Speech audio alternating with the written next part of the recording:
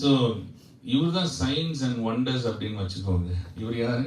Signs and wonders. You just go for it. You just keep going.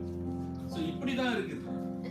நம்ம தான் science wonders பின்னாடி நம்ம என்ன பண்ணிட்டு இருக்கிறோம்? நடந்துட்டே இருக்கும். போயிட்டு இருக்கிறோம்.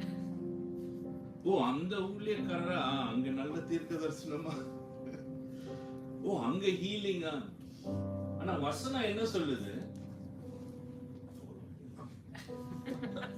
வசனம் இத சொல்லு.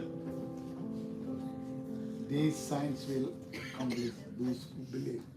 How many of you are understanding what I am saying? Hallelujah. நீங்க ஆண்டவரை